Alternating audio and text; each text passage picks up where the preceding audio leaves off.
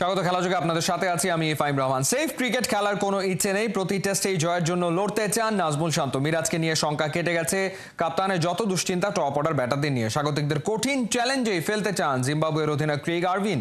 2 match test সিরিজের প্রথমটা সিলেটে শুরু হবে রবিবার সকাল 10টায়। সাইফুল রূপকের প্রিভিউ রিপোর্ট। লাল বলের মহাকাব্যে বাংলাদেশ জিম্বাবুয়ের অবস্থান এখনও সেই পুরনো গল্পই বলছে। র্যাঙ্কিংয়ের তলানিতে লড়াই, ফর্মের খাতায় ধূসর পাতা। সিলেটের সবুজ মঞ্চে এই দুই দল কি নতুন ইতিহাস লিখবে, নাকি আবারও অতীতের ছায়ায় ঢেকে যাবে?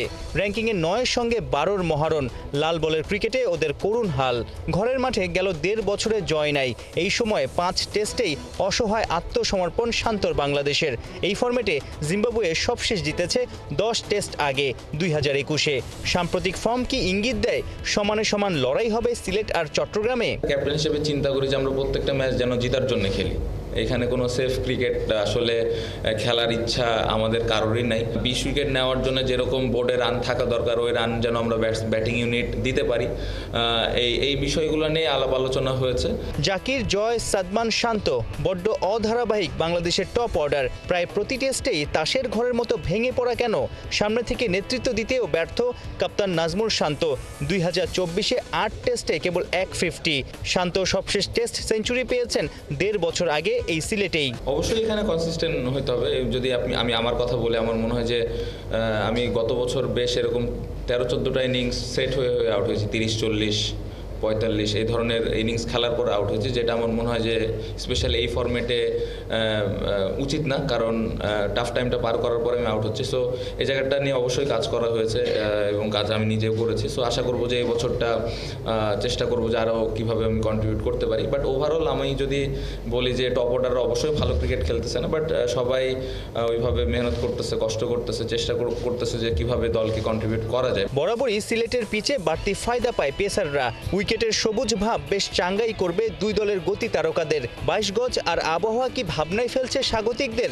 বছর 7 আগে এই মাঠে জিম্বাবুয়ের কাছে টেস্ট হারার দুঃখ স্মৃতিও আছে বাংলাদেশের। এরকম উইকেটে আমরা আশা করি যে ট্রু বাউন্সটা থাকবে এবং আমি আশা করবো যে ম্যাচে এরকম উইকেটই থাকবে। অবশ্যই বৃষ্টিটা আমাদের কন্ট্রোলে নাই, বাট প্লেয়াররা এটা নিয়ে প্লেয়ারদেরকে অ্যাডজাস্ট করতে হবে। গেল 25 বছরের টেস্টে 18 বার মুখোমুখি হয়েছে বাংলাদেশ ও জিম্বাবুয়ে। 8 টেস্ট জয় টাইগারদের, একটা কম জিম্বাবুয়ের। টপকে যাওয়ার চ্যালেঞ্জ নিচ্ছেন সফররত অধিনায়ক ক্রেইগ আরভিন। সবসময় বাংলাদেশ এবং জিম্বাবুয়ের ম্যাচে প্রতিদ্বন্দ্বিতা থাকে। জিম্বাবুয়ের ক্রিকেটারদের জন্য বাংলাদেশে ভালো খেলাটা কঠিন, তবে আমরা তৈরি এবং বিশ্বাস করি মাঠের ক্রিকেটে স্বাগতিকদের চাপে রাখার এবং হুঙ্কার দেওয়ার সামর্থ্য আছে। শুক্রবার হাতে চোট পেলেও ম্যাচের আগের দিন ফিটই লেগেছে মেহেদী মিরাজকে। শনিবার ব্যাটিং বোলিংয়ের প্রস্তুতিও সেরেছেন টাইগার অলরাউন্ডার। সাইফুল রূপক, 71, সিলেট। দেশে বিদেশে টাইগারদের খেলা মানেই সাকিবকে নিয়ে আলোচনা। বছরের পর বছর চলেছে অমন ঘটনা। বাঁহাতি অলরাউন্ডার এখন অতীত, নতুন তারার খোঁজ পেয়েছে বাংলাদেশ। এই গতিময় নাহিদ রানাই জিম্বাবুয়ে সিরিজে আলোচনার কেন্দ্রে। কথার লড়াই দুই শিবিরের মাঝে। সাইফুল রূপকের রিপোর্ট। বাংলার ক্রিকেটে সাকিব আল হাসান কি এখন শুধুই অতীত? সাকিব যাকে জড়িয়ে ধরেছিলেন সেই গতি তারকাই কি সুপারম্যানের জায়গায় বসলেন? জিম্বাবুয়ে সিরিজে বড় আলোচনায় নাহিদ রানা, এক্স ফ্যাক্টর। মাঠে বল গড়ানোর আগেই টাইগার পেস সেন্সেশনকে নিয়ে কথার লড়াই জমে ক্ষীর। শুক্রবার যা শুরুটা করেছিলেন জিম্বাবুয়ের শন উইলিয়ামস। দেখো, দুনিয়াতে শুধু একজনই জোরে বল করে না, এখন অনেক জোরে বল করার বোলার দেখা যায়। আমরা তৈরি, আমাদের বোলিং মেশিন আছে যেটা মানুষের চেয়ে জোরে বল মারে। শন উইলিয়ামসকে বোঝাতে চাইলেন নাহিদ রানা অর্ডিনারি, বাঘের ডেরা এসে বাঘকেই হুঙ্কার। শনিবার সেই উইলিয়ামসের দিকেই পাটকেল ছুড়ে মারলেন টাইগার দলপতি। এটা কালকে ম্যাচে যখন নাহিদ বল করবে আর অপোনেন্ট যখন ব্যাটিং করবে, তখন আপনি তাদের বডি ল্যাঙ্গুয়েজ দেখলেই বুঝতে পারবেন যে নাহিদ রানা কত জোরে আসলে বল করে এবং হাউ এক্সট্রাঅর্ডিনারি হি ইজ। গতি নাহিদ রানার শক্তি, দিনে দিনে লাইন লেন্থও হচ্ছে ডিসিপ্লিন। পেস তারকার মাথা খুলছে, পিচ আর ব্যাটার দেখে ভ্যারিয়েশন দেখিয়ে সাফল্যও পাচ্ছেন। যদিও চাপাই নবাবগঞ্জ এক্সপ্রেসের কাছে শান্তর চাওয়া একটাই। আমি সবসময় ওকে ডে 1 থেকে, ওকে তো আমি অনেক আগে থেকে চিনি, আমার রাজশাহী ডিভিশন থেকে খেলেছে। যখন ও কিছুই খেলেনি, একাডেমিতে প্র্যাকটিস করতো, তখন থেকেই চিনি। সো তখন থেকে এখন পর্যন্ত ওকে একটা মেসেজই দেওয়া হয়েছে যেন ও 140+ বল করে। সো এখন পর্যন্ত ওই মেসেজটা ক্লিয়ার, এবং আমি আশা করব যে আগামীকালকে যদি ওর খেলার সুযোগ আসে তাহলে ও যেন 140+ বল করে। কথার বাউন্সারে উইলিয়ামসকে ব্যাকফুটে ফেলে দিলেন নাজমুল শান্ত। ম্যাচেও কাঁপতে পারে সফররতদের পা, তাই নাহিদের বোলিং ভিডিও দেখেই কাটছে ওদের সময়। আজকাল সবারই ফুটেজই পাওয়া যায়, সেটা দেখে ছক আকার এবং প্রস্তুতি নেয়ার সুযোগ থাকে। তারপরও পিচে গিয়ে বল খেলা ভিন্ন ব্যাপার। আমরা মানসিকভাবে প্রস্তুত আছি। জিম্বাবুয়ের বিপক্ষে প্রথম টেস্ট খেলাবে বলে নাহিদকে পাকিস্তান সুপার লিগে এখনো পাঠায়নি বিসিবি। নিশ্চয়ই সিলেটের পিচে উইলিয়ামস আরভিনদের নাচিয়েই ছেড়ে পিএসএল এর বিমান ধরবেন বাংলার স্পিড স্টার। সাইফুল রূপক, ৭১, সিলেট। ফিক্সিং ইস্যুতে কঠোর বিসিবি। ঢাকা প্রিমিয়ার লিগে ফিক্সিং এর প্রমাণ পেলে অভিযুক্ত ক্রিকেটারদের কঠিন শাস্তি পেতে হবে। দ্রুতই সেই তদন্ত শেষ হবে বলে জানিয়েছেন বিসিবি সভাপতি ফারুক আহমেদ। বিসিবিতে দুদকের অভিযান নিয়ে বিব্রত নন ফারুক, বলছেন বিসিবি দুর্নীতি দমন কমিশনকে সর্বাত্মক সহযোগিতা করছে। নাইয়ান বিন জসিমের রিপোর্ট।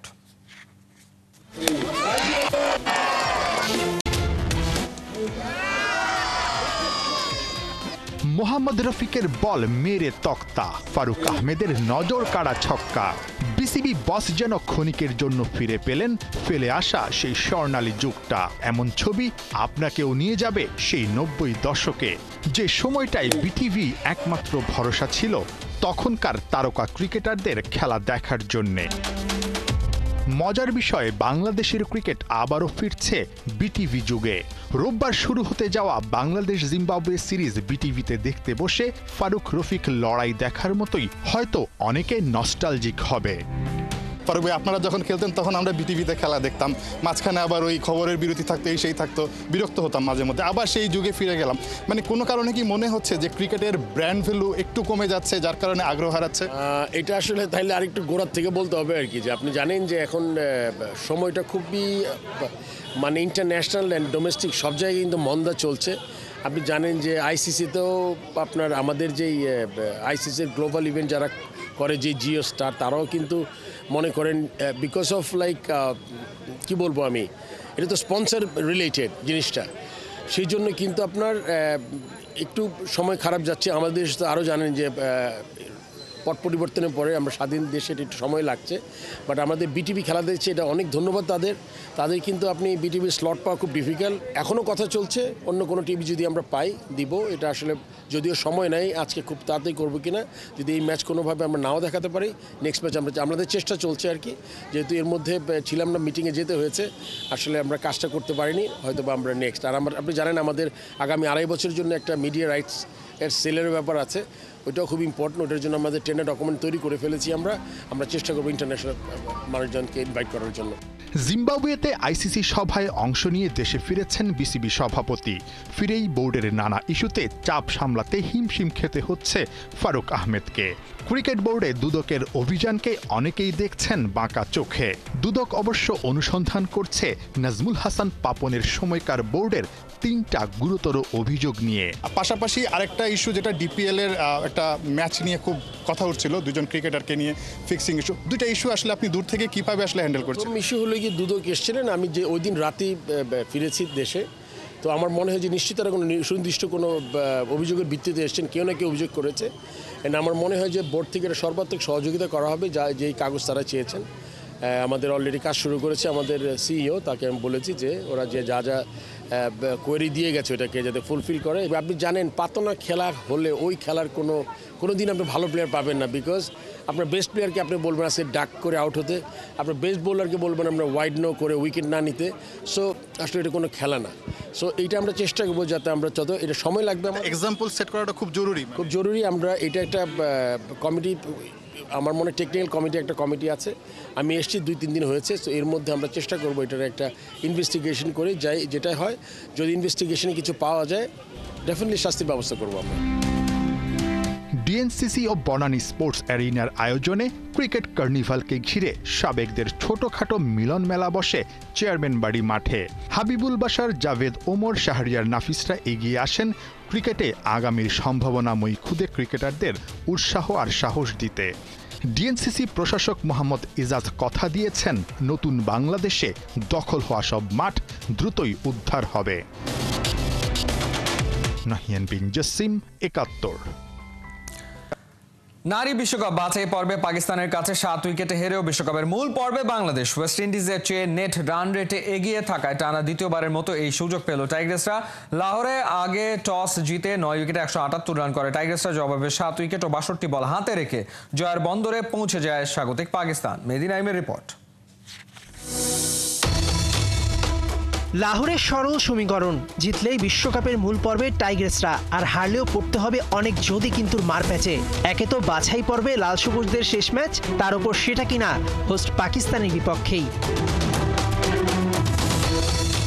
এমন ম্যাচে টস জিতে আগে ব্যাটিংয়ে নামে নিগার সুলতানা জ্যোতিদের দল। নেমেই বিপর্যয়ে টাইগ্রেসরা। 21 রানের মাঝেই দিলারা ফারজানা অধিনায়ক জ্যোতিদের উইকেট হারিয়ে মাথায় হাত। চতুর্থ উইকেটে 44 রানের জুটিতে কিছুটা পরিস্থিতি সামাল দেন শারমিন আক্তার ও ঋতুমণি।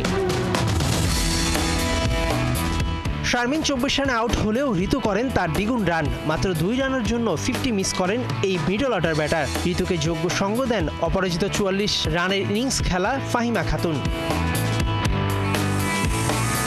ঋতু ফাহিমা মিলে স্কোরবোর্ডে যোগ করেন 47 রান।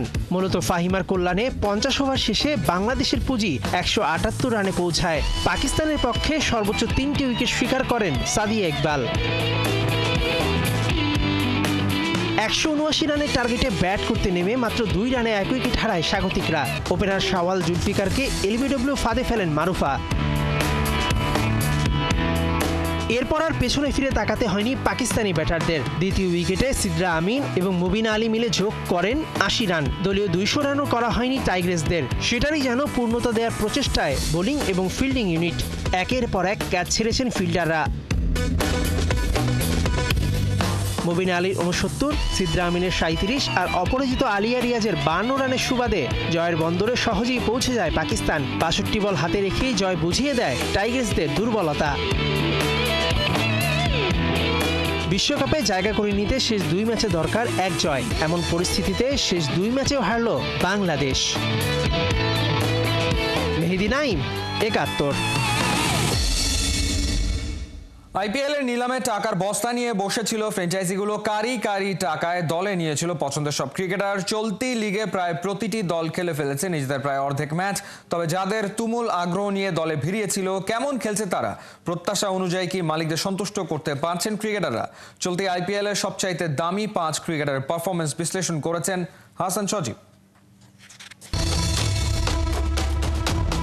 কারো দাম 18 কোটি তো কারো নামের পাশে 27 কোটি রুপি। আইপিএলের মেগা নিলামে টাকার বস্তা নিয়ে বসেছিল ফ্র্যাঞ্চাইজিগুলো। রেকর্ড দামে ঋষভ পান্তকে কেনে লখনৌ সুপার জায়ান্টস। কিন্তু টুর্নামেন্টে প্রায় অর্ধেক ম্যাচ খেলে ফেললেও দাম অনুযায়ী মান রাখতে পারেননি এই হার্ড হিটার ব্যাটার। ঠিক এই ছবির মতোই পারফরমেন্স পান্তের। আইপিএলের সবচেয়ে এক্সপেন্সিভ ক্রিকেটার হুটহাট পড়ে যাচ্ছেন মাটিতে। যেভাবে তার কাছে প্রত্যাশিত পারফরমেন্স চেয়ে ধাক্কা খাচ্ছে লখনৌ। 7 ম্যাচে মাত্র 17 গড়ে 103 রান করেছেন এই হার্ড হিটার। স্ট্রাইক রেটেও চরম বিপর্যয়, মাত্র 104.04। 50 পেয়েছেন মোটে একটা। যদিও পারফরমেন্স যাচ্ছে তাই করলেও তার দল আছে মোটামুটি ভালো একটা অবস্থানে। পান্তের চেয়ে শ্রেয়াস আয়ারের দাম কিছুটা কম হলেও সবচেয়ে দামি 5 ক্রিকেটারের মধ্যে তিনি আছেন বেশ ফর্মে। দাম অনুযায়ী মান রাখতে পারছেন পাঞ্জাব অধিনায়ক। 7 ম্যাচে 51 গড়ে 257 রান তার অ্যাকাউন্টে। এর মধ্যে হাঁকিয়েছেন 3টা 50। টুর্নামেন্টের হাইয়েস্ট রান গেটারের তালিকায় 5-এ রয়েছেন আয়ার। অন্যদিকে দলের অবস্থানও বেশ সন্তোষজনক, টেবিলের 2-এ। ঋষভ পান্তের মতো ফ্লপ 23 কোটি 75 লাখ রুপির ভেঙ্কটেশ আয়ার। 7 ম্যাচে মাত্র 121 রান তার ব্যাটে। প্রত্যাশিত পারফরমেন্সে তিনি যেমন ব্যর্থ, তার দল কলকাতার নাইট রাইডার্সও সুবিধা করতে পারছে না। দামি বাকি 2 ক্রিকেটার আশদীপ সিং ও যুজবেন্দ্র চাহাল। এই 2 বোলার কখনো আগাচ্ছেন দ্রুত গতিতে তো কখনো মন্থর। 18 কোটির আশদীপ সিং পাঞ্জাবের হয়ে বেশ ভালো ইম্প্যাক্ট ফেলছেন। 7 ম্যাচে তুলে নিয়েছেন 10 উইকেট। সেটা উইকেট টেকারের তালিকায় রয়েছেন 7-এ। 1 একই দামে একই দলে খেলছেন যুজবেন্দ্র চাহাল, তিনিও নামের সুবিচারে যথাসাধ্য চেষ্টা করছেন। এই স্পিনার 7 ম্যাচে 8 উইকেট নিয়েছেন। নিয়মিত পারফরমেন্স করতে না পারলেও কলকাতার বিপক্ষে 4 উইকেট নিয়ে অবিশ্বাস্য জয়ের কারিগর বনে যান। দাম অনুযায়ী কিছুটা ধীরে সুস্থে পারফরমেন্স করছেন তিনি। 5 জনের পারফরমেন্স বিশ্লেষণ করে বলা যায় এখনো সেভাবে সবাই জ্বলে উঠতে পারেননি, যদিও বেশ কয়েকটা ম্যাচ বাকি।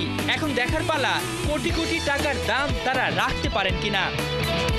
হাসান সজীব, 71। এই ছিল এই মুহূর্তের খেলা যোগে সরাসরি সংবাদ অনুষ্ঠান দেখতে চোখ রাখুন 71-এর ফেসবুক পেজ এবং সাবস্ক্রাইব করুন 71-এর ইউটিউব চ্যানেল। 71-এর সাথেই থাকুন।